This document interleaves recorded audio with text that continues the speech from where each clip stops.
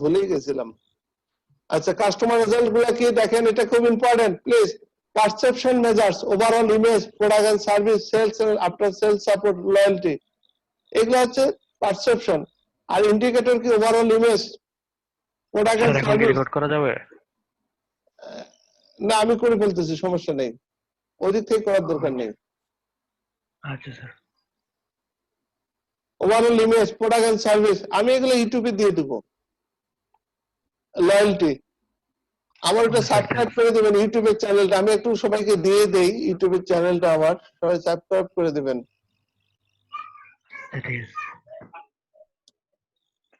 কোথায় ইউটিউবটা আমার?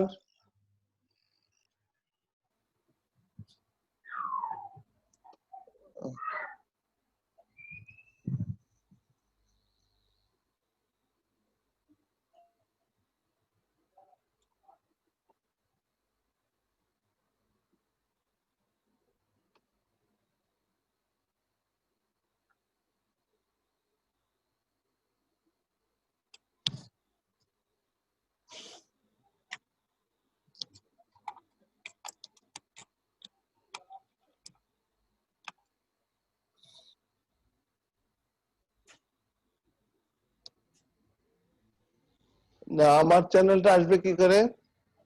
এটাই নাকি? ইওর চ্যানেল, ইয়েস, এই যে। জি sir. G sir.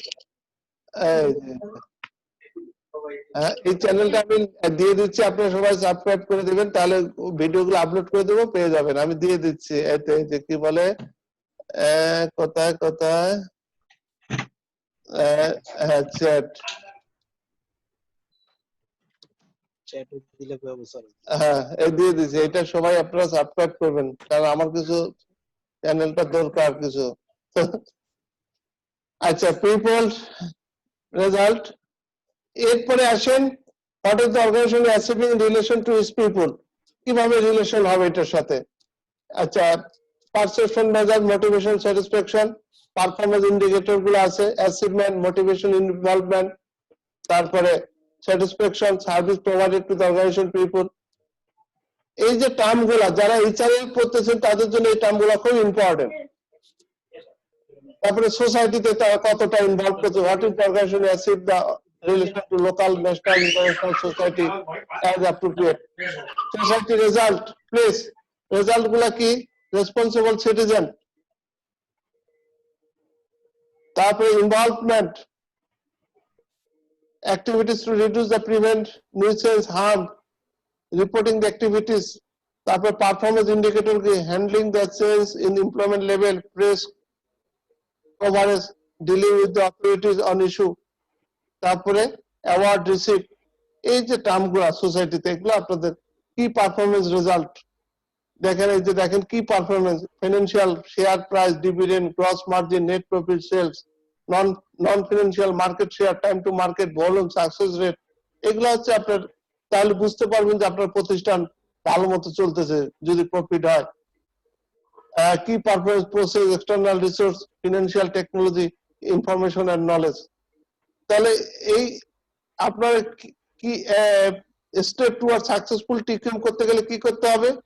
Measures quality, determine quality cost, incorporate quality objective into a strategic plan, build TQM into accountability of every job and into all related system and performance appraisal.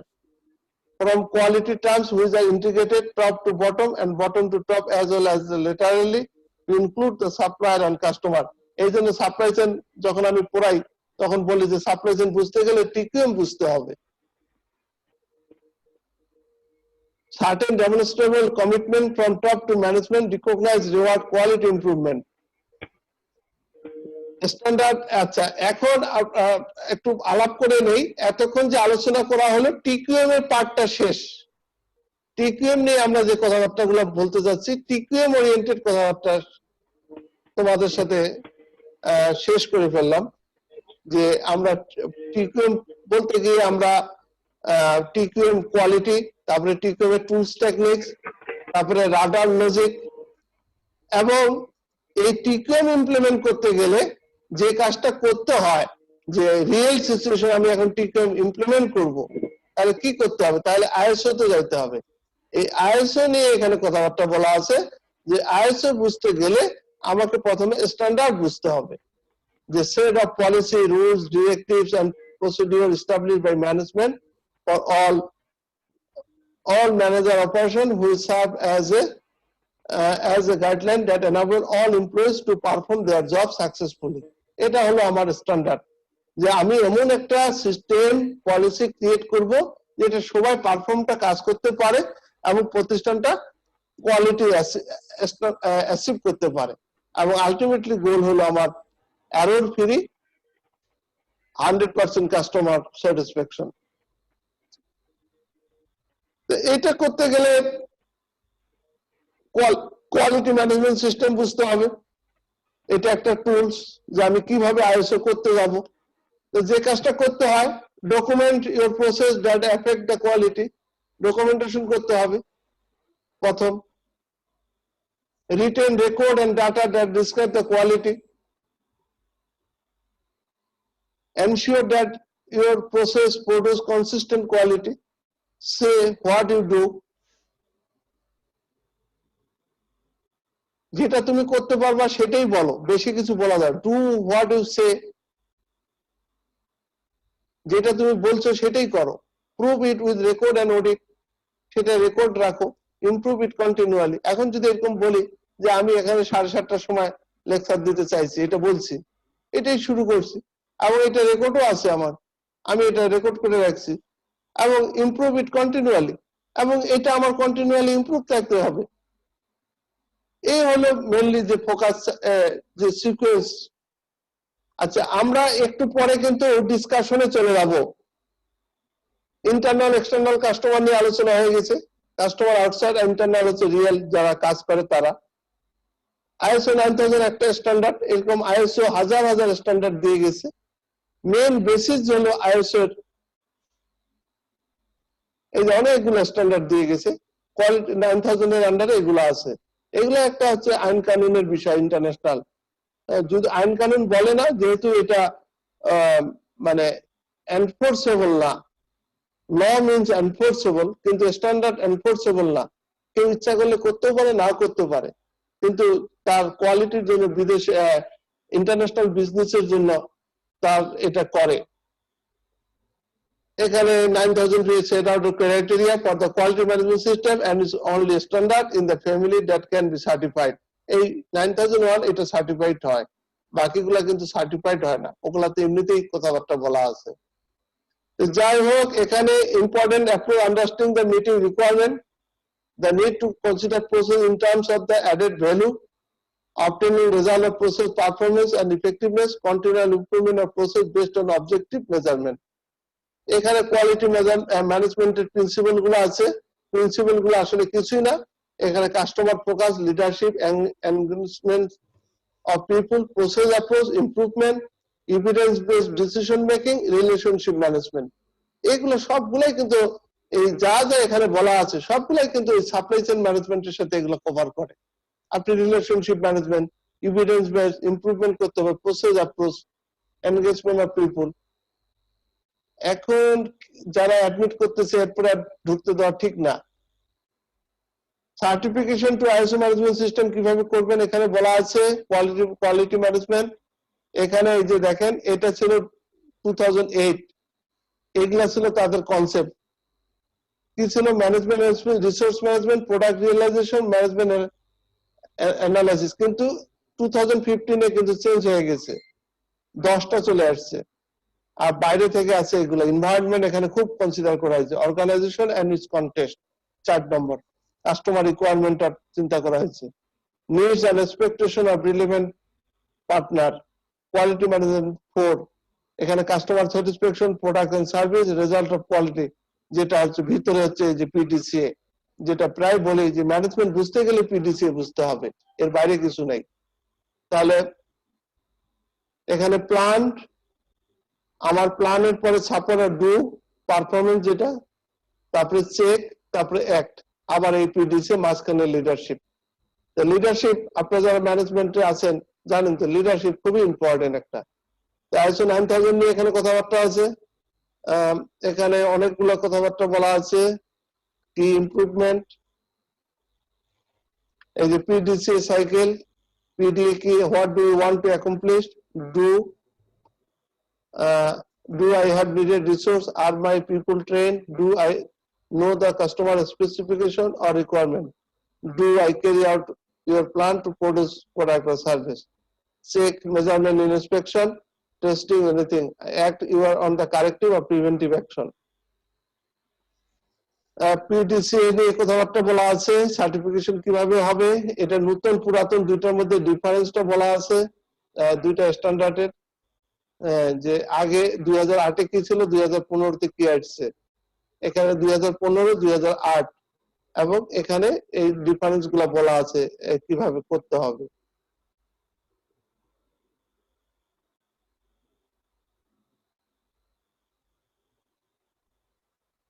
এরপরে হলো quality management সিস্টেমে ISO কে ম্যানেজমেন্টের support লাগবে, encouragement লাগবে, communication লাগবে, আদার employee support লাগবে।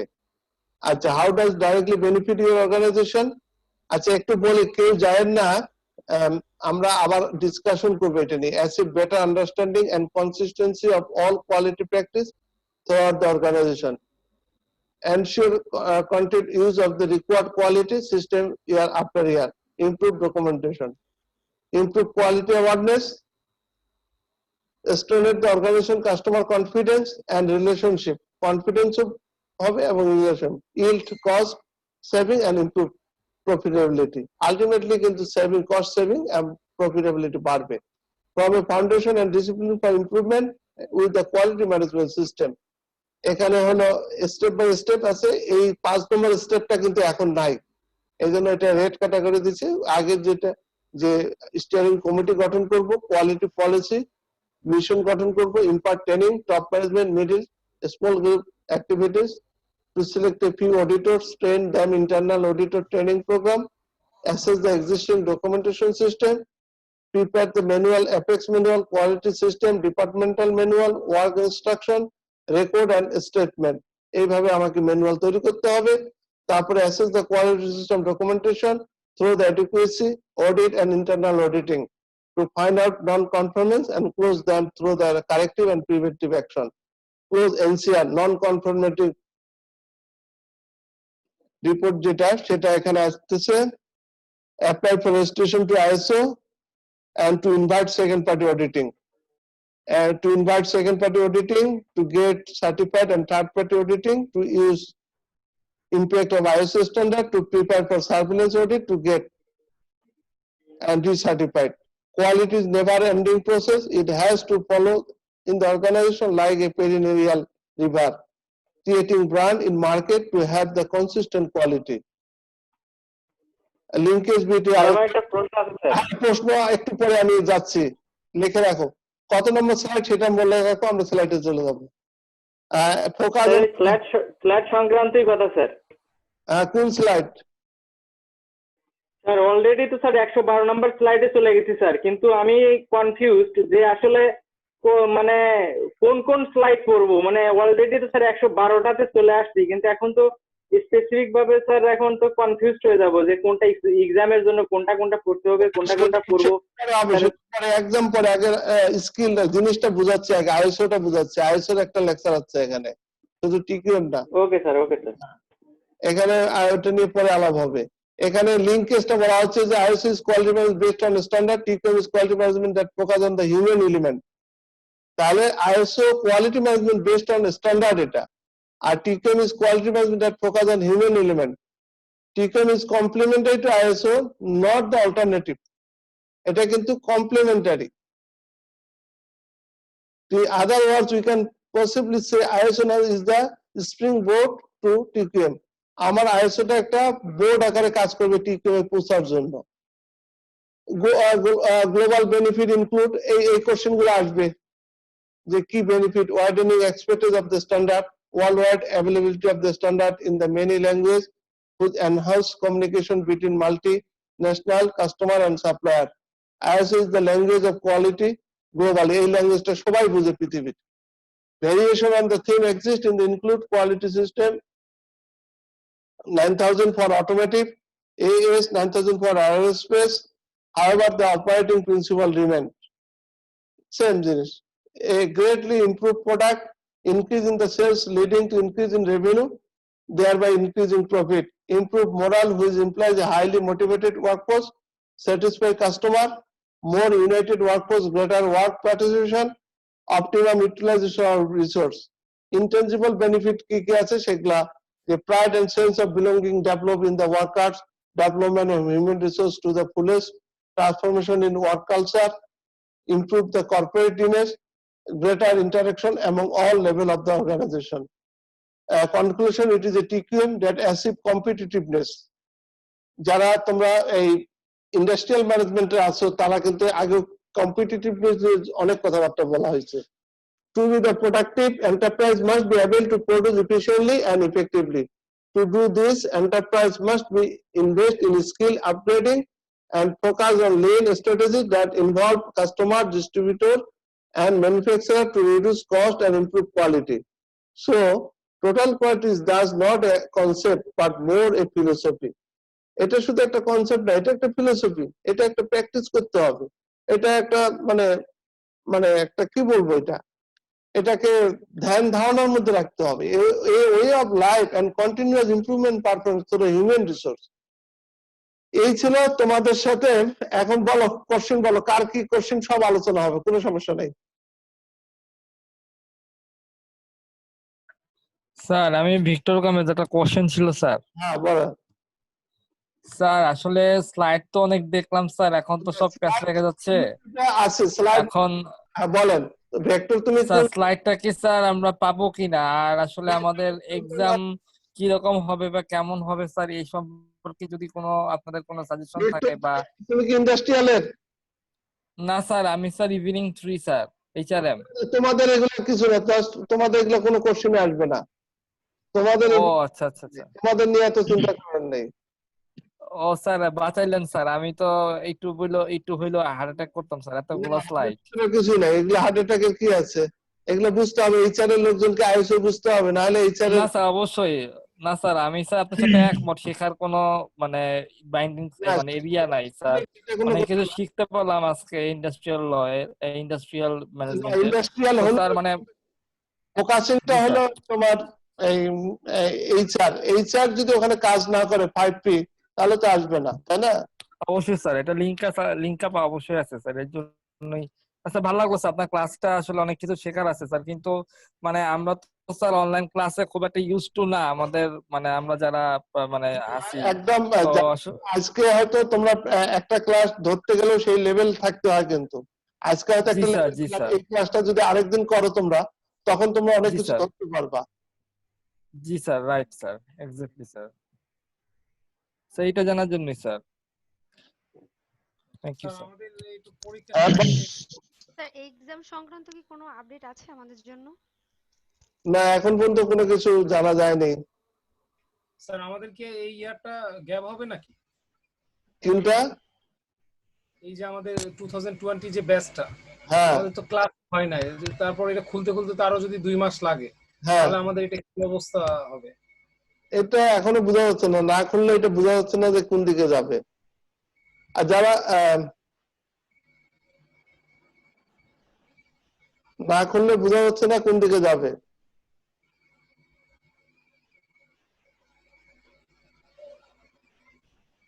Sir এই total quantity ম্যানেজমেন্টটা sir HR এর সাথে খুবই ইন্টাররিলেটেড। না হ্যাঁ, এটা তো টিকমে সাবজেক্ট হিসেবে পড়ানো হয়, টোটাল কোয়ালিটি। আমাদের ছিল, আমাদের যখন আমরা ম্যানেজমেন্টের এই পড়ছি তখন এটা ছিল। হারুন সাহেব কিছু বলবেন? আচ্ছা, বলা হচ্ছে যে আমরা যে 100 অলরেডি 150 স্লাইড শেষ করে ফেলছি স্যার, অনেক কিছু শিখতে পারছি, অনেক জানতে পারছি স্যার। এখন কথাটা হচ্ছে যে আমরা যে এখন যে 2টা ঘন্টা শেষ করলাম স্যার, হ্যাঁ মানে এটা আসলে কোন সাবজেক্ট, মানে এর কিরকম যাচ্ছে কি হবে এক্সাম, মানে এটার তো ফলাফল ফাইনালি রেজাল্ট তো অবশ্যই এক্সামের পরে, কিন্তু আমরা যদি এক্সামটা ঠিকঠাক না দিতে পারি বা সেটা বুঝতেই না পারি যে এতগুলো স্লাইড করলাম, এক্সামে বুঝতে পারলাম না কি দেব। লেকচারটা দিছি, এটা তো এক্সামকে মাথায় রেখে দেই নাই, আজকে এক্সাম কি মাথায় রেখে দেই নাই, এটা তো দিছি জাস্ট ওভারঅল। আমার বন্ধু ঢুকছে অনেক প্রফেশনাল লোক ঢুকছে, তাদের সাথে কথা বলার জন্য দিছি। এটা কি পরীক্ষা মাথায় রেখে দিছি নাকি? পরীক্ষার সময় যখন আলাপ হবে তখন পরীক্ষার মতো আলাপ হবে। এটা তো নলেজ শেয়ারিং এর জন্য দেওয়া হয়েছে, স্কিল শেয়ারিং এর জন্য কথাবার্তা বলা হয়েছে। ঠিক আছে? অতএব মানে স্যার আসলে ব্যাপারটার মেইন প্রবলেমটা হচ্ছে স্যার, আমরা আসলে যারা আছি মানে আমরা ম্যাক্সিমামই কনফিউজ হয়ে গেছিলাম যে না, স্যার আসলে এক্স্যাক্টলি মানে এতগুলা স্লাইডের মধ্যে কোনটা থেকে কোনটা করবো। প্রিভিয়াস তো অনেকগুলো স্লাইড দিয়েছেন স্যার, তার মধ্যে সেগুলো নয় কথা বাদ দিলাম স্যার, কিন্তু আজকেই মনে করো অলরেডি 100টা হয়ে গেছে, কিন্তু স্যার এত বিষয়গুলো স্যার মাথার ভিতরে মানে পসিবিলিটি না স্যার যে এতগুলো ঢুকে রাখা। আপনি জানলেন এটা খুবই হেল্পফুল একটা সাবজেক্ট স্যার, এই জন্যই আর কি এটা করছে, এটা পরীক্ষার জন্য। এটা দেখালাম, স্কোপটা দেখালাম, সময় দিতে হবে। এই 2 ঘন্টা কি আপনি এটা কপ করতে চান? হ্যাঁ, আচ্ছা আমি বুঝতেছি। এরপরে কে নাম? শাহাদাত হোসেন আমির, আপনি কি ইন্ডাস্ট্রিয়ালের? জি স্যার আমি ইন্ডাস্ট্রিয়াল ম্যানেজমেন্ট স্যার। আপনি কিছু বলেন। বললো তো স্যার এই মাত্র। ও আপনি বলছেন? স্যার আমি মাত্র আমি কথা বললাম স্যার। জি স্যার। আর নজরুল সাহেব কে? নজরুল কে ইন্ডাস্ট্রিয়ালের?